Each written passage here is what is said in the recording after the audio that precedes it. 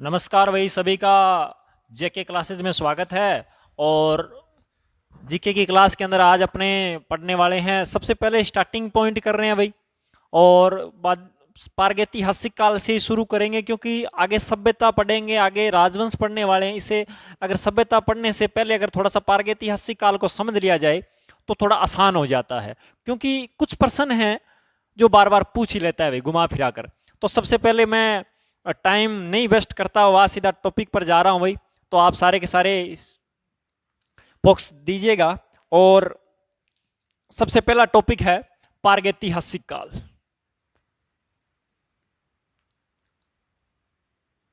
हासिक काल, काल का मतलब समय होता है, और इसको पाषाण काल भी कहा जाता है भाई। पाषाण काल, पाषाण काल का अर्थ मैं बता दूं, पत्थर युग।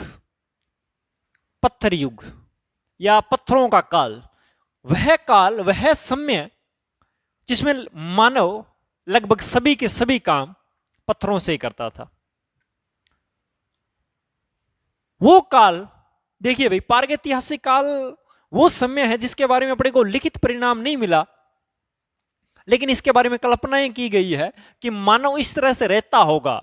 क्योंकि लिखित परिणाम कहां से मिलेंगे, क्योंकि मानव की बुद्धि का विकास ही नहीं हुआ था उस समय। सबसे पहले मैं आप लोगों को बता दूं कि मानव की बुद्धि का विकास, मानव जो सबसे पहले रहा करता था वो अफ्रीका के जंगलों में रहा करता था। कहां रहता था भाई?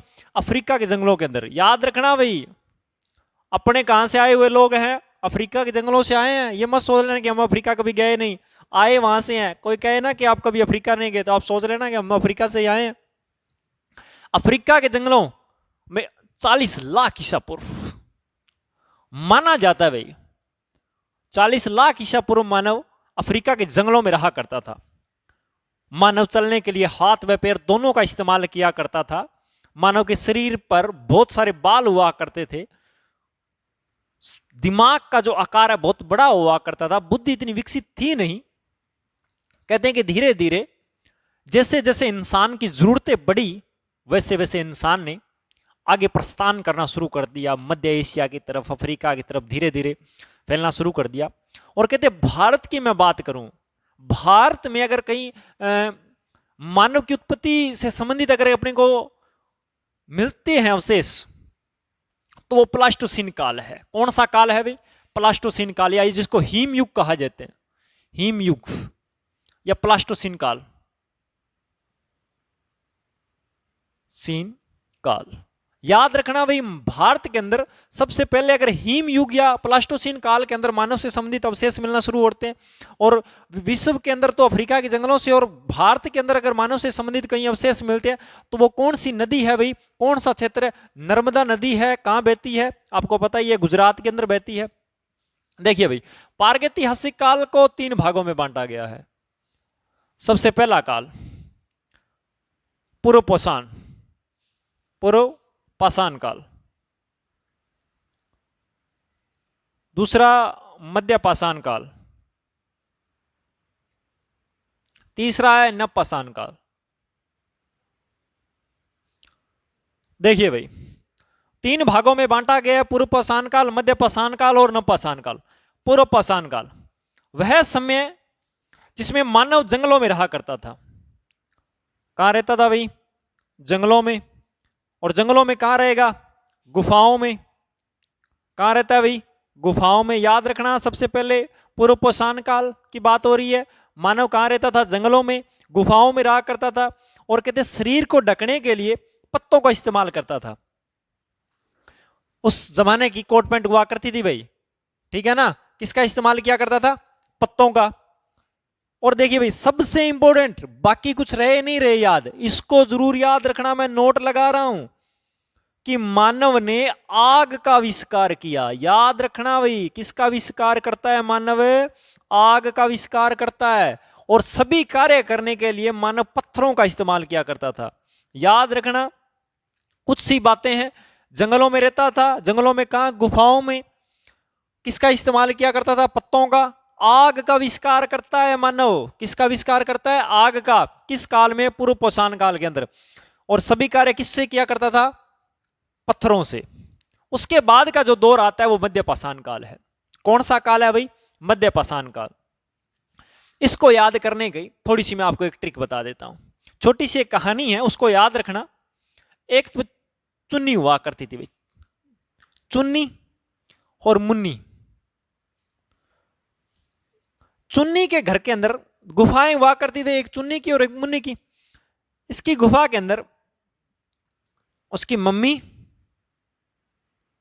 और उसके पापा, ये भी उसके पापा, इसके भी इसकी मम्मी और ये जो मम्मी और इसके पापा। सुनिएगा, कहानी थोड़ी सी याद रखोगे तो याद हो जाएगा। चुन्नी और मुन्नी दोनों गुफा में। कहते हैं एक दिन चुन्नी के पापा शिकार करने के लिए गए जंगल के अंदर।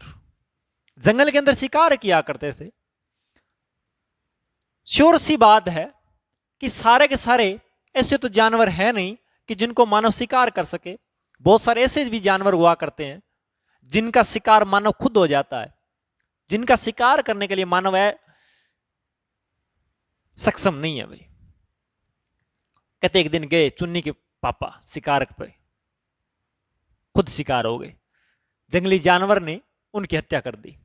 कुछ दिनों के बाद मुन्नी के पापा शिकार के लिए बाहर निकलते अपनी गुफा से, और मुन्नी की मम्मी उनके सामने आ जाती है। पूछती है, बोले आज कहाँ? बोले कहाँ जाना है? शिकार करने जा रहा हूं। बोले कुछ दिन पहले वो भी गए थे। कौन? चुन्नी के पापा लौट कर आए नहीं। अगर आपको कुछ हो गया तो हमारा क्या होगा? मुन्नी के पापा ने आंखों में आंखें डालकर कहा, तो अगर तुम ऐसे भरी भरी आंखों से मुझे रोकोगी तो मैं कैसे जा पाऊंगा? और जाना तो पड़ेगा, इसके बिना कोई चारा भी नहीं है। अगर मैं शिकार करने नहीं गया तो हम तो भूख से मर जाएंगे। जैसा होगा वैसा देखा जाएगा। उसने कहा, अगर आपको कुछ हो गया ना तो हम अपने आप को कभी माफ नहीं कर पाएंगे। पत्नी अगर कह दे भरी भरी आंखों से, बंदा इमोशनल हो ही जाता है। इमोशनल हो गए। बोले तो क्या करें? बैठ के टेंशन में। बोले मेरे पास एक रास्ता है। बोले क्या? बोले आप उनका शिकार करते हो जो आपको नुकसान नहीं पहुंचाते। बोले हाँ, ये तो बात सही है।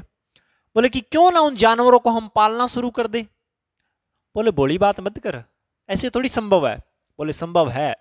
बोले देखो, जानवरों को पालने के लिए पानी की आवश्यकता पड़ती है, चारे की आवश्यकता पड़ती है। कहां से लाएंगे? कहां चारा है? बोले है, मेरे पास तरीका है। हम यहां से और कहीं जगह चलते हैं। तो कहते हैं कि मुन्नी की मम्मी उसके पापा और मुन्नी को लेकर कहां चले गए? नदी के तट पर। कहां ले गए भाई? नदी के तट पर। नदी के तट पर ले जाते हैं और कहते हैं यहां जाकर इन्होंने जानवरों को क्या कर दिया भाई? पालना शुरू कर दिया। इस कहानी का सिर्फ एक ही मकसद है मेरा सुनाने का, कि आप लोग इस बात को समझ पाए कि मानव ने जानवरों को पालतू कब बनाना शुरू कर दिया था। तो याद रखना भाई, मध्य पाषाण काल के अंदर मानव आकर जानवरों को पालतू बना लेता है। और कहां आ जाता है? नदी के तट पर आ गया था। पहली लाइन, पालना शुरू कर दिया।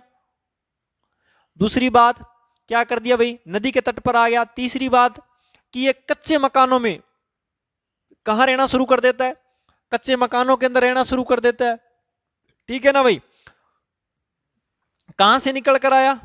गुफाओं से निकल कर आया, जंगलों से निकल कर अब मानव कहां आ गया है? नदी के तट पर आ चुका है। गुफाओं से निकल कर कहां रहने लग गया है? कच्चे मकानों में रहने लग गया है। याद रखना, यहां शिकार कर रहा था और यहां क्या कर रहा है? पालना शुरू कर दिया था मानव ने। ठीक है ना? और आग का आविष्कार कर दिया था मानव ने। और कहते हैं आग का आविष्कार हो गया, तो मुझे भी इस बात को सोचकर ऐसा लगता है कि मध्य पाषाण काल के अंदर मानव ने आग का इस्तेमाल करना थोड़ा बहुत तो शुरू कर ही दिया होगा। ठीक है भाई, ये याद रखना। इसके बाद आती है नवपाषाण काल की बातें।